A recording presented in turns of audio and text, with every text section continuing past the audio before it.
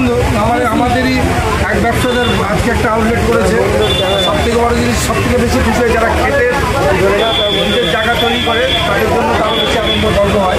আমরা সবাই মিলে শুধু এইটুকু বলবো যে কালীদির দোকানে সবাই আসুন, সবাই বিরিয়ানি খান। আর কালীদির কালকে যেহেতু